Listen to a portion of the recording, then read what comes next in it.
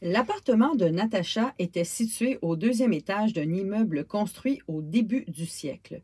Rouet et Graham surveillaient les fenêtres qui donnent sur la rue. Ils connaissaient bien le studio, une seule entrée. Natacha ne pouvait quitter son appartement à leur insu, c'est-à-dire sans qu'ils s'en rendent compte. Graham avait trouvé étonnant, un an auparavant, que Méthode accepte que sa maîtresse habite dans un lieu où il n'y avait qu'une sortie. Puis elle avait compris, la rue était si calme que le moindre fait nouveau attirait aussi l'attention de la jeune femme. Elle avertirait immédiatement les gardes du corps de Marcel Méthode. Donc Graham lui avait demandé si c'était elle qui refusait de vivre en permanence à Orsainville, dans la maison de Méthode, ou si c'était son amant qui avait préféré qu'elle conserve son appartement en ville. C'est presque d'habiter près de la gare.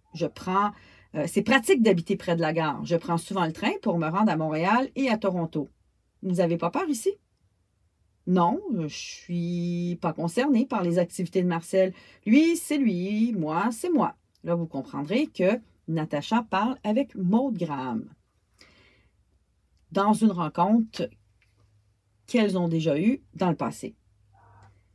OK, mais c'est facile à dire, Natacha, ce que tu me dis là? Ah, c'est vrai, mais c'est comme ça. Graham et Natacha n'avaient jamais fait semblant. Natacha savait bien que Germain, au stupéfiant, et Graham, au crime contre la personne, s'intéressait de très près à son amant. Il ne s'en était jamais caché. De toute manière, Graham ne croyait pas à la complicité de Natacha, même si elle ne pouvait dire pourquoi. Natacha lui avait offert un café le jour de sa première visite à l'appartement. Du sucre? Avait-elle demandé après avoir déposé deux tasses sur la table du salon. Non, non, j'essaie de maigrir. C'est un combat de tous les instants. Vous aussi? S'était étonné Graham. Pensez-vous que je maintiens mon poids sans faire d'effort? Vous pourriez laisser tomber la profession, vous avez assez d'argent. J'en ai pas envie, je m'ennuierais. Marcel s'absente souvent. Ah, c'est vrai qu'il est souvent à l'étranger, comme vous. On va pas aux mêmes endroits. Vous ne faites pas le même métier, mais est-ce que trafiquant, est-ce que c'est un métier? Natacha avait haussé les épaules. Graham l'avait interrogée. Où avait-elle rencontré Marcel? À New York, vous le savez bien. À quoi avez-vous pensé quand il vous a abordé? Pourquoi vous voulez savoir ça? Pour vous comprendre. Moi? Graham lui avait expliqué qu'elle voulait tout connaître de Marcel Méthode et qu'elle n'avait pas le choix de s'intéresser à elle. Il ne me parle jamais de ses affaires. J'en sais sûrement moins que vous. Vous pensez que je perds mon temps? Probablement. L'assurance de Natacha ressemblait à un défi. Mais pourquoi m'avoir reçu alors? J'ai pas de mandat, vous n'êtes pas obligé de me laisser entrer? Ah, mais j'ai rien à cacher, là, rien à craindre. Je ne suis pas la couverture de Marcel. Vous l'approuvez? Le visage de Natacha s'était immédiatement fermé, durcissant ses traits parfaits. Vous l'aimez à ce point-là? Natacha avait bu une gorgée de café avant de hocher la tête. Oui, elle aimait Marcel Méthode. Parce qu'il est beau? On n'aime pas un homme simplement parce qu'il est beau. Là. Vous posez de drôles de questions. Parce que je vous parle d'amour?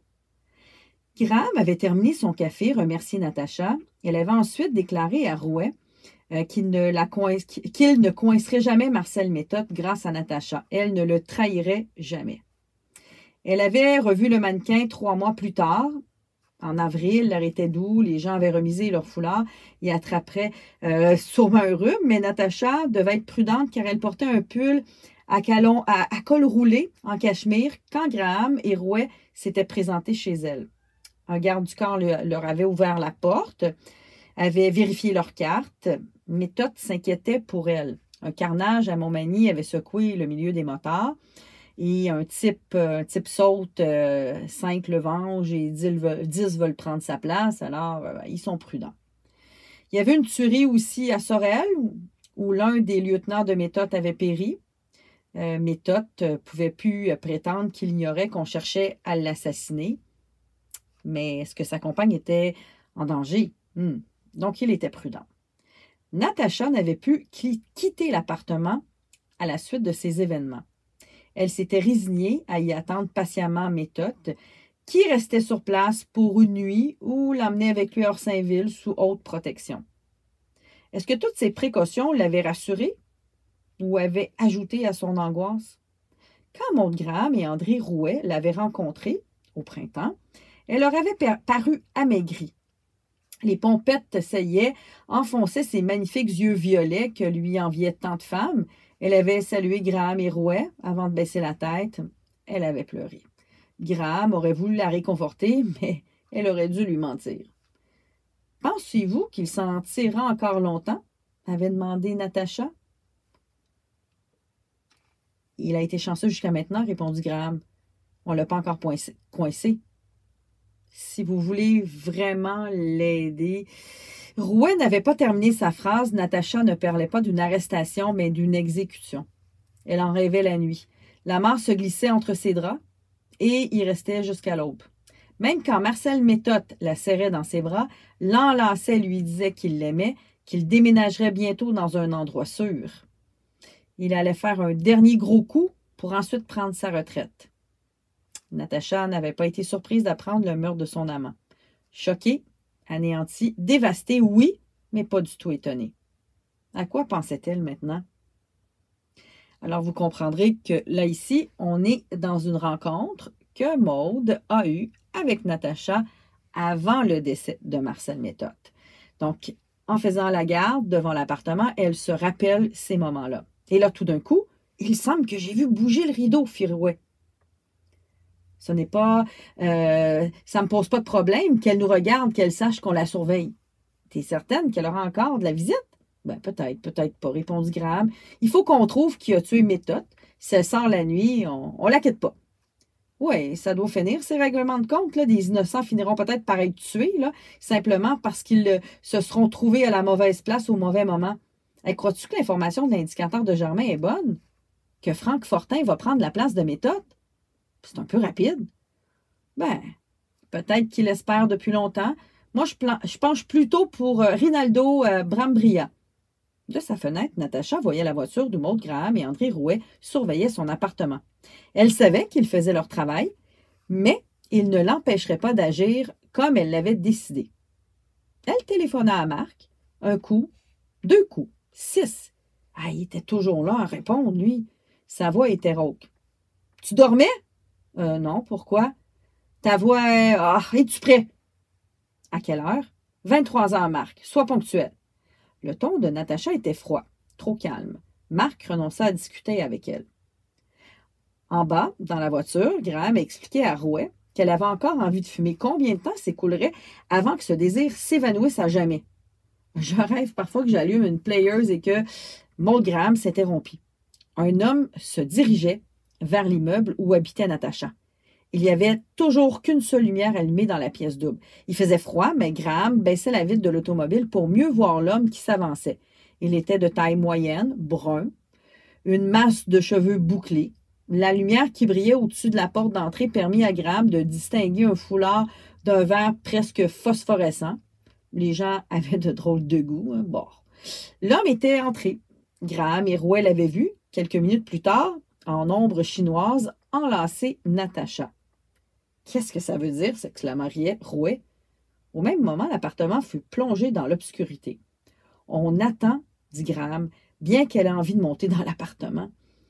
Il commença à pleuvoir et Graham soupira. « C'est donc vrai ce mauvais temps qu'on avait annoncé à la radio? Ah, s'il faut qu'il pleuve pour la dernière partie de soccer de Maxime. Ça va s'arranger, promit Rouet, en actionnant les essuie-glaces. « As-tu déjà vu le gars qui est monté chez Natacha? » Même pas en photo, marmonna Graham. Je peux pas croire qu'elle était infidèle à Méthode, on l'aurait su. Tu crois? Elle aimait Méthode, je peux te le jurer. Ben, ça existe, des femmes qui aiment 2 hommes à la fois. Graham secoua la tête, elle ne voulait pas s'être trompée sur Natacha. Elle gardait le silence et Rouet s'apprêtait à le rompre quand ils virent Natacha sortir de l'immeuble. Elle avait relevé le col de son imperméable blanc et portait un chapeau pour protéger ses cheveux de la pluie.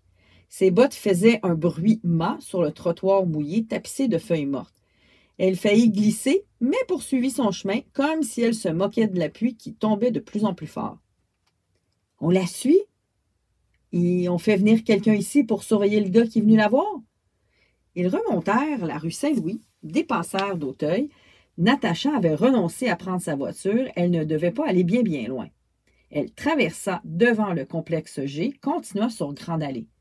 « C'est pas sa démarche habituelle, » murmura Graham. « Elle est raide, tu trouves pas? Son déhanchement est pas...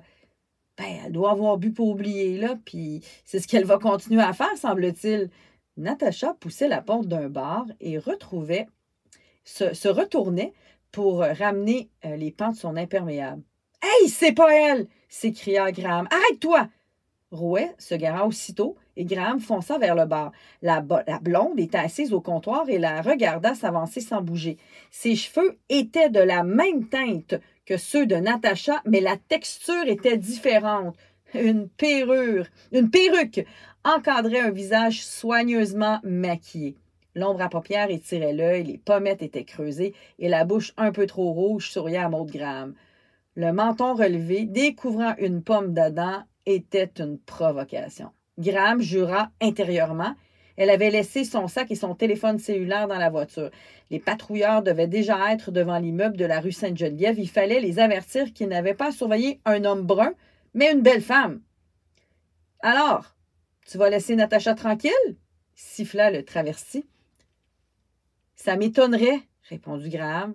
« Mais la prochaine fois, ce sont les policiers qui vont t'arrêter. »« Ça m'étonnera encore plus. » Maud Graham tendit sa carte d'identité à la fausse blonde qui blêmit, regarda la carte, puis le barman.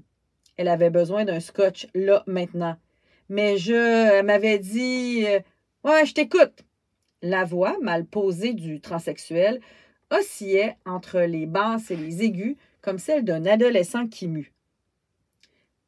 « Mais je savais pas qui vous étiez, je vous le jure. Natacha m'a dit que vous la suiviez depuis qu'elle est revenue de l'enterrement. Elle voulait se débarrasser de vous. Elle avait peur. Je lui ai conseillé d'appeler les flics, les policiers, mais elle ne voulait pas. Elle disait qu'elle avait assez d'ennuis avec les amis et les ennemis de mes totes.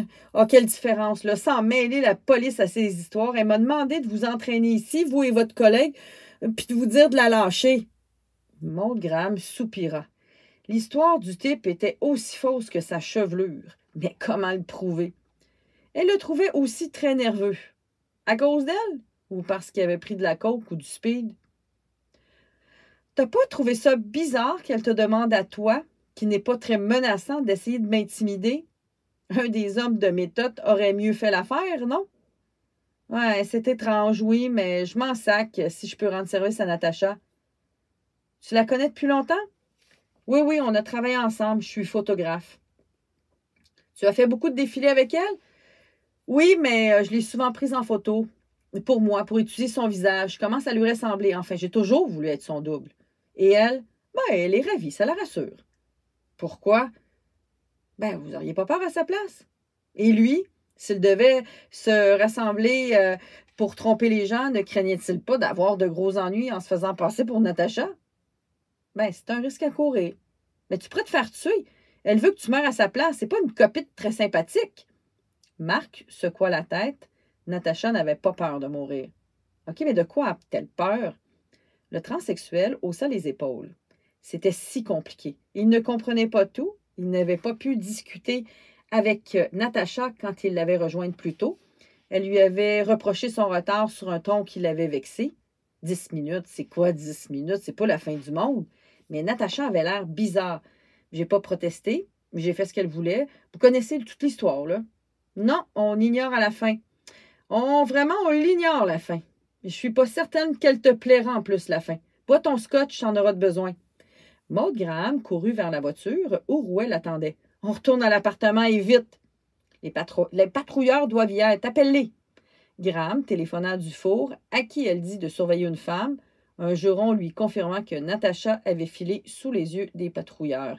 Ils avaient vu une fille blonde vêtue d'un jeans et d'un imperméable canuc noir s'éloigner en direction du château Frontenac.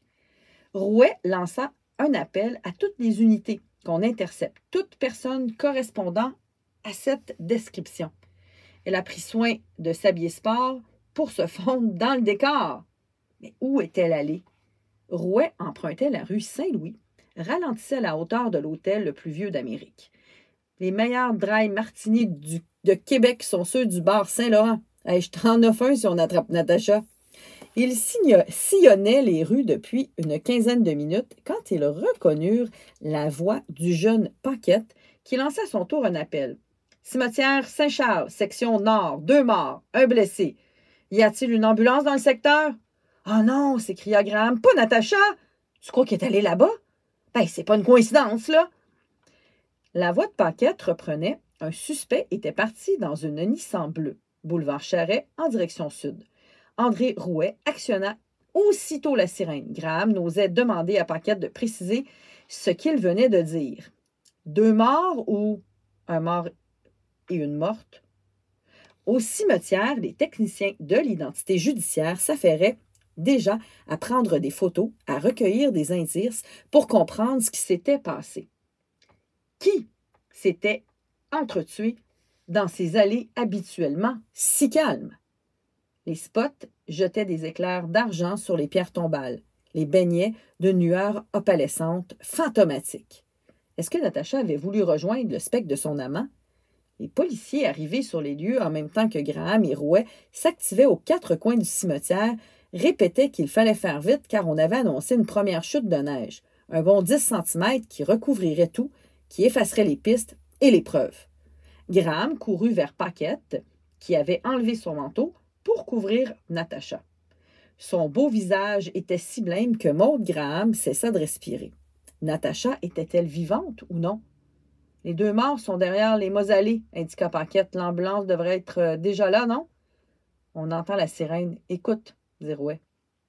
Graham se penchait vers Natacha, inconsciente. Qu'était-elle venue faire au cimetière? Graham aurait dû aller voir les cadavres, mais elle ne se décidait pas à abandonner Natacha. Elle attendit l'arrivée des ambulanciers pour s'éloigner. Rouet était agenouillé près d'un des corps qui gisait près d'une tombe. Celle de Méthode. Une couverture recouvrait le corps exhumé de l'amant de Natacha. Que signifiait ce bordel? Graham reconnut l'un des jeunes hommes qu'elle avait vu à l'église. Hey, il est à l'enterrement de Méthode. L'autre mort aussi, non? Hey, ils sont pas vieux. On dirait qu'il manquait d'expérience pour jouer au cow-boy, là. Tout le monde ne peut pas entrer dans les ligues majeures, là. Paquette raconta qu'il y avait eu un appel au poste de quartier. Un homme qui rentrait chez lui en longeant le cimetière avait entendu des cris. Il avait eu peur, mais il n'a rien vu. C'est aussi bien qu'il n'a pas été trop curieux. C'est une histoire de fou, là. On a trouvé les 2 jeunes hommes écroulés à côté de la tombe ouverte. Une chance que Méthode n'était pas enterré depuis longtemps, là, mais quand même, c'était écœurant. 3 hommes fouillaient le corps. Pas les vêtements, non, non, non, non. Ils avaient éventré le corps. On avançait quand on a entendu un coup de feu, puis 2. On n'a pas eu le temps d'intervenir. On a hurlé « Police! Police! » Mais ils nous ont répondu par des balles. J'ai tiré sans rien toucher, mais Beaulieu a été plus chanceux. Il a atteint un des charognards à la jambe. Moi, j'ai couru derrière l'autre type. Le cimetière est grand, là. Le temps qu'on le traverse, une autopatrouille arrivait. Il a tenté de reculer, mais il était cerné. Et puis la femme, elle, était un peu plus loin, évanouie. Paquette fit une pause pour allumer une cigarette, en offrit une à Maude Graham qui refusa. « Ah, t'as pas recommencé? »« Non, non, non, non, non, mais ça me tenterait ce soir, là, ça me tenterait vraiment, là. »« OK, puis le 3e homme, lui? » Paquette soupira. Il avait réussi à s'enfuir. Verret et l'écuyer ont entendu notre appel sur les ondes.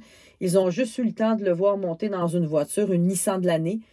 On a ensuite trouvé un autre gars, un petit jeune, caché dans une fosse creusée pour un enterrement prévu pour aujourd'hui. Quand on l'a sorti du trou, il braillait comme un veau. Il tremblait tellement qu'on n'arrivait pas à comprendre ce qu'il disait. Il répétait que c'était pas ce qu'il voulait, qu'il avait été surpris. Il était là avec Beaulieu, qui essayait de le calmer. Les cadavres frais, un déterré. Ça va être beau dans le journal demain, hein? 2 cadavres, un autre mort déterré. Oui, c'est sûr que ça va se parler dans les journaux. On entendit déjà les protestations des journalistes que les patrouilleurs repoussaient de la scène du crime. La tâche serait malaisée avec un si vaste territoire à protéger.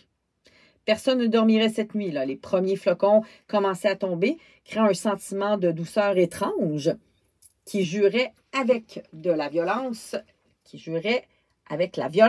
des événements. Graham et Rouet rejoignirent Beaulieu et son témoin, assis dans une voiture de patrouille. La sirène de l'ambulance se déchira la nuit. On emportait Natacha à l'urgence de l'enfant Jésus. Était-il trop tard pour la sauver? Comment t'appelles-tu? Demandait Rouet au témoin. François Roux. Mais j'ai tué personne. Ce sont les autres qui nous ont attaqués. Quels autres? Ils vont me tuer aussi si je vous parle. OK, commence donc par le début, là, fit Graham. On va te protéger, c'est dans notre intérêt, là. Si tu as vu les meurtriers de tes amis, tu dois parler. Qu'ils ne soient pas morts pour rien, ajouta Beaulieu. Et moi, si je meurs, ça servira à quoi? Maud Graham répéta aux témoins qu'il devait leur faire confiance. Avait-il été témoin, oui ou non, de tout ce qui s'était passé? Et d'abord, pourquoi était-il allé à l'enterrement de Marcel Méthode? Ben parce qu'on voulait voir Natacha. Vous la connaissez bien? Non, non. On connaît mieux Marc. Vous lui vendez quoi? Des hormones? Ouais, c'est arrivé des fois. Et Natacha? Instagram. Oh, on voulait qu'elle nous présente à Méthode, mais elle disait qu'elle ne se mêlait pas de ses affaires. On s'est dit qu'on irait voir qui le remplacerait, puis on a vu Natacha lancer ses bijoux dans la tombe. Ben, c'était mieux que rien, les bijoux, hein? François Roux se racla la gorge. Lui et ses amis avaient décidé de venir au cimetière durant la nuit pour creuser jusqu'au cercueil et ramasser les bijoux. C'est difficile, la terre avait rapidement gelé, mais ils avaient enfin senti le bois du cercueil quand la lampe de poche s'était éteinte. Jim pensait qu'on en avait une autre lampe de poche dans l'auto. Je suis allée vérifier. Je revenais sans l'avoir trouvée quand j'ai entendu des bruits sourds, comme des silencieux. Je me suis cachée, mais j'ai pu voir qu'ils avaient tué Jim et Patrick. Je suis restée là, je ne savais pas combien de temps, là. Je ne sais pas combien de temps je suis restée là. Je ne pouvais pas bouger, ils m'auraient vue. Les tueurs ont sorti le cadavre de Méthode du cercueil, puis ils ont pris un couteau de chasse et ils l'ont ouvert, comme si c'était un quartier de viande. Je pensais que j'allais vomir, mais je devais avoir trop peur pour ça, là. Ensuite, la femme de Méthode est arrivée, je pensais que je rêvais. Elle a tiré sur les hommes, eux, ils ont tiré vers elle. OK, là, tu vas nous suivre au poste pour nous faire une belle description des hommes que tu as vus, là. Ah, il faisait noir et... Non, on te protégera, on te l'a dit. On venait juste de finir d'établir un premier portrait robot des meurtriers de Patrick et Jim quand le médecin légiste appela à la centrale du parc Victoria. Graham ne put retenir un juron, se tournant vers Rouet. « Hey, sais-tu ce qu'il vient de trouver? Un gros paquet de coke dans le corps de Méthode. Ça nous explique bien des choses, hein? » Elle dévisageait maintenant François Roux, qui écarquillait les yeux, secouait la tête. Ils ignoraient qu'on avait fourré de la drogue dans le cadavre. Et même s'ils avaient su, toucher à un mort. Maud Graham avait envie d'apporter des fleurs à Natacha en allant la voir à l'hôpital. Mais elle se ravisa. Elle ne lui rendait pas une visite de courtoisie, elle devait l'interroger. Elle reposait maintenant dans un état satisfaisant, selon les médecins. Satisfaisant pour eux, pour elle. Comment pouvait-elle être satisfaite d'avoir une épaule explosée et un amant exposé dans une salle d'autopsie pour une seconde fois? Elle semblait pourtant sereine. Sa respiration était calme et son regard empreint d'une quiétude nouvelle. Donc très calme. Elle sourit à Maud Graham avant de déclarer d'une voix unie qu'elle était contente que les hommes n'aient pu s'emparer de la coke. « Ben, vous non plus, » fit remarquer Graham. Hey, « Pensez-vous vraiment que je suis allée au cimetière pour la récupérer? Je me fous de la coke, là. Je voulais empêcher les hommes de Casgrain d'y toucher. Le fidèle Jacques Casgrain, hein? » Mais c'est l'inverse qui a failli se produire. Oui, par la faute de Marc. Il est arrivé en retard, il a toujours été en retard, depuis qu'on est petit. Mais là, je crois qu'il a eu sa leçon. Il sera ponctuel maintenant.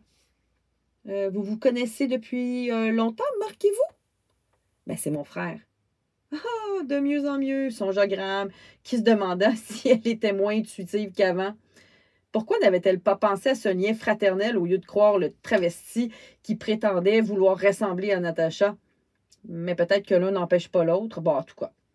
Marc est mon jumeau, mais il aurait voulu être une fille. OK, et il est arrivé en retard. Ben, je devais être au cimetière avant minuit. Je savais que Casgrain enverrait ses hommes dès le départ du gardien. Comment le saviez-vous? Ben, ils sont venus chez moi après l'enterrement. Ils ont fouillé l'appartement et comme ils n'ont rien trouvé, ils ont menacé de me défigurer. Est-ce qu'un mannequin ne tient pas par-dessus tout à son beau visage?